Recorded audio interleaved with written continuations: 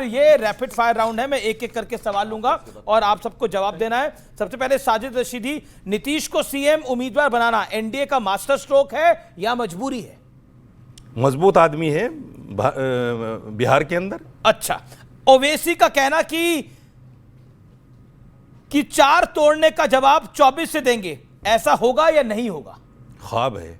ख्वाब है आपको लगता है। चलिए अगला सवाल फराज किदवई आपसे, तेजस्वी के सीएम फेस पर कांग्रेस की चुप्पी सही है या गलत है?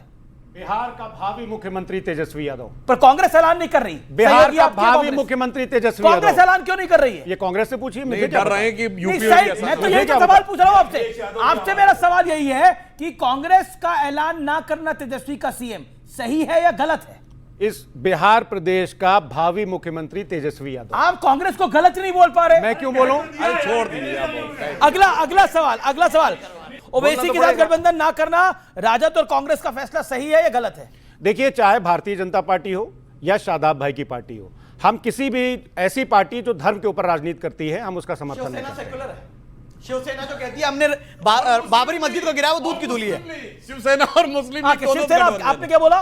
बाबरी मस्जिद गिराने का क्लेम करती है और गर्व करती है, और फराज किदवई साहब उसके साथ गठबंधन में है। सुमन भारती, आपका बिहार में अकेले चुनाव लड़ने का फैसला कांग्रेस को नुकसान पहुंचाने के लिए, हाँ या ना? बिल्कुल नहीं। ठीक है, अगला सवाल, बीजेपी का कहना है कि महागठबंधन की सरकार बनी तो जंगल राज लौटेगा, सही है गलत?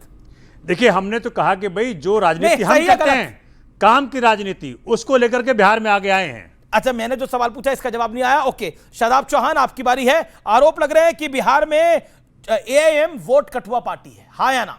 जीतने के लिए आई है। वोट कटुआ पार्टी है। हम वोट काटते नहीं, वोट जोड़ते हैं। हमारे बिना मुख्यमंत्री नहीं बनेगा, तेजस्वी हमारे बिना नहीं बनेगा। क्या तेजस्वी यादव को अगला सीएम होना चाहिए, हाँ या ना? अहंकार छोड़ दें और हमारे साथ आ जाएं तो बन जाएंगे। ओके, चलिए, आपको लगता है सुधांशु त्रिवेदी, क्या तेजस्वी का नौकरी वाला दाव बीजेपी का खेल बिगाड़ देगा? मुझे लगता है कि जो पहले भी ऐसी बात बोल चुके हैं वो आपकी ने पिछली बार नौकरी के लिए जमीन ली थी, अब कह रहे हैं एक घर को देंगे, घर भी बिकवा देंगे। जी, बरेली में जो हुआ और महाराष्ट्र में जो कार्रवाई करी, क्या वही बीजेपी का लॉ एंड ऑर्डर मॉडल है, हाँ या ना? लॉ एंड ऑर्डर में सीधे अपराधी देखा जाता, हाँ बिल्कुल। अपराध की कोई जात नहीं होती, धर्म नहीं होता। लठ बजाओ, आपको लगता है यही कारण नहीं, देखिए, अपराध के ऊपर लठ बजाना शब्द एक अलग प्रकार का है, कानूनी कार्रवाई करना सही शब्द। सुधांशु त्रिवेदी, चुनाव आया, बटेंगे और कटेगा का नारा फिर लाया। देखिए, पहली बात तो मैं कहूंगा, जो आपने चुनाव की बात कही है, यहां जो पहले जो बटने की स्थिति है वो जरा इंडी गठबंधन के अंदर देख लीजिए। क्या क्या स्थिति आपको दिखाई पड़ी कि राहुल जी की यात्रा में चलते रहे तेजस्वी जी पीछे पीछे हसरतें लेकर, कई बार बोले मैं ये पीएम बनेंगे, मगर जब ज्वाइंट प्रेस कॉन्फ्रेंस में पूछा गया राहुल जी से कि आपका सीएम कैंडिडेट कौन होगा, तो आपने देखा होगा क्या हसरत भरी निगाहों से देखते रहे उनकी तरफ तेजस्वी जी, और फिर नाकाम हसरतों का जनाजा निकलते हुए दिखाई पड़ा और उन्होंने नहीं बोला। अच्छा, यहां इतनी बात नहीं है, यहां टिकट बंटने के बाद भी घमासान जारी रहता है। याद करिए, लोकसभा चुनाव में पप्पू यादव को नहीं लड़ने दिया राजद ने, कन्हैया कुमार को नहीं टिकट लेने दिया बेगूसराय से राजद ने, क्योंकि तब कांग्रेस की अटकी थी। अरे यहां इतना भी नहीं होता है, जब आपको टिकट मिल जाता है उसके बाद आप चुनाव लड़ें तो तब भी आपस में झगड़ते रहते हैं। परिवार के अंदर भी झगड़ा है भैया इस समय। लालू जी के में ये फलाना बिटवा के नेता हैं, लालू जी गरीब गुरबा के नेता होते थे, अब ई बिटवा के नेता कि ऊ बिटवा के नेता, ई बिटिया के नेता कि ऊ बिटिया के नेता।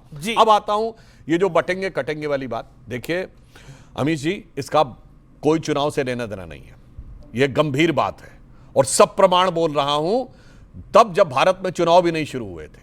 इसी प्रकार का जो गठबंधन बनाने का प्रयास होता है कि हर राज्य में उत्तर से दक्षिण तक है, पहले एक जाति को पकड़ो जो उस राज्य में अच्छी संख्या में हो, 8, 10, 12, 15%, फिर उसके साथ कट्टरपंथी ताकतों को मिलाओ और फिर अपना वोट बैंक बनाकर और उसके बाद आगे बढ़ो। यही गलती हुई थी कब? 1950 का 9 अक्टूबर का मैं आपको कोट कर रहा हूं। जोगेंद्रनाथ मंडल जो पाकिस्तान के पहले लॉ मिनिस्टर थे, वो इसी मुगालते में आए थे, वो अनुसूचित जाति से थे। उनको लगा कि मैं भी कट्टरपंथी ताकतों के साथ मिलकर सत्ता भोग लूंगा। मैं लोगों को याद दिलाना चाहता हूं, सिलहट एक जगह है बांग्लादेश में, इसका नाम था श्रीहट। आजादी के समय यह तय होना था कि यह वोटिंग के द्वारा तय होना था कि आसाम का हिस्सा रहेगी या पाकिस्तान का हिस्सा रहेगी। और उस समय हिंदुओं में सबसे बड़ी जाति जो थी वो शेड्यूल कास्ट थी, और उसमें भी मंडल साहब की खुद की जाति थी। उन्होंने कहा कि हमारी जिन्ना से बात हो गई है तो हम इनके साथ रहेंगे, सत्ता में हमें ज्यादा स्थान मिलेगा। ये जो भाजपा के उस समय जो भारत में शासन आ रहा है, ये तो हिंदुओं का शासन आ रहा है, इसमें अपर कास्ट ज्यादा रहेंगे। और साहब क्या हुआ, सिलहट में वोट बट गया और सिलहट पाकिस्तान में चला गया। तो साहब ये बटेंगे तो कटेंगे आज का नहीं है, ये तो 50 साल पहले का है और इतिहास का है। सुनिए, जब हम लोग आंधी और पोरस के बीच में बटे तो अलेक्जेंडर के हाथों कटे, जब पृथ्वीराज चौहान और जयचंद के बीच में बटे तो गोरी के हाथों कटे, जब मान सिंह और महाराणा प्रताप के बीच में बटे तो अकबर के हाथों कटे, जब मिर्जा राजा जय सिंह और छत्रपति शिवाजी महाराज के बीच में बटे तो अकबर तो औरंगजेब के हाथों कटे।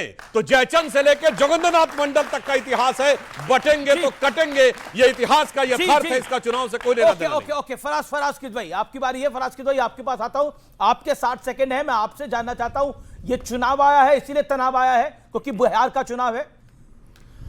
देखिए अमीर जी, मैंने सुधांशु जी को बड़े ध्यान से सुना और इन्होंने शुरुआत की बटेंगे तो कटेंगे बिहार से लेकर के।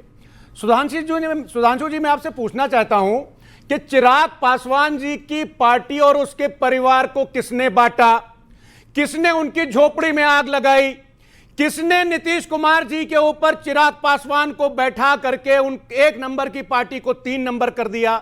तो साहब आपने बांटा भी चिराग पासवान जी की पार्टी को और उसके बाद में केक काटा भी। तो यह भारतीय जनता पार्टी का पुराना वो है, शिवसेना को इन्होंने बांटा, उसके बाद में केक काटा, चिराग पासवान को इन्होंने बांटा, उसके बाद में केक काटा, अकाली दल को इन्होंने बांटा, उसके बाद में केक काटा। ये केक काटते हैं और खाते हैं अपने सहयोगियों को जो बांटे, उसका समझ लिए क्या होगा। अभी इन्होंने बात 1950 की, मैं आपकी सारी बातों से सहमत हूं। पाकिस्तान वो आतंकिस्तान कंट्री है जिसने हमारे जो हिंदू भाई हैं उनके साथ बहुत अत्याचार किया है। लेकिन सुधांशु जी एक बात याद रखिएगा, नोट कर लीजिए जल्दी कि इस देश का पीडीए समाज जब बटा तो 69,000 शिक्षक भारतीयों का आरक्षण कटा। इस देश का पीडीए समाज जब बटा तो इस देश के सेंट्रल यूनिवर्सिटीज में प्रोफेसर और असिस्टेंट प्रोफेसर का आरक्षण कटा। इस देश का पीडीए समाज जब बटा तो आईआईटी भुवनेश्वर में एससी एसटी ओबीसी का आरक्षण कटा। इस देश का जब पीडीए बटा, ज्ञान देव आहूजा के जरिए टीकाराम जूली का सम्मान कटा। इस देश का जब पीडीए बटा, एक यादव कथावाचक की चोटी को काट करके उसके ऊपर पेशाब करके उसका सम्मान कटा। तो आप तो 1950 की बात कर रहे हैं सुधांशु जी, ये डिबेट खत्म हो जाएगी, लेकिन इस देश के एससी एसटी और ओबीसी का जो सम्मान आपने काटा है उसका जवाब आप नहीं दे पाएंगे। बिल्कुल जवाब देता हूं। उन्होंने बड़ी अच्छी बात कही, मैं जवाब देता हूं। भाई साहब, पहली बात तो जो आपने कहा पासवान जी की पार्टी में या किसी भी पार्टी में आपने कहा शिवसेना, तो इसका गृह मंत्री जी उत्तर दे चुके हैं। शिवसेना पुत्र मोह में टूटी, एनसीपी पुत्री मोह में टूटी, और जो कुछ वहां हुआ वो भी चचा भतीजा के बीच में हुआ। आप क्या भी चचा भतीजा के बीच में हुआ, वहां भी भतीजा भारी पड़ गया, यहां भी भतीजा भारी पड़ गया। इसमें ऐसी कौन सी चिराग पासवान की बात कर रहा हूं, वो परिवार के अंदरूनी महत्वाकांक्षा थी। जैसे आप क्या थी, आप क्या भी तो चचा थे ना, जब वो सुपर सीएम माने जाते थे। अब मैं दूसरी बात बता रहा हूं। इन्होंने ये बात कही तो इनके यहां साथ में आने के बाद भी, गठबंधन में आने के बाद भी सहयोगियों के साथ क्या होता है।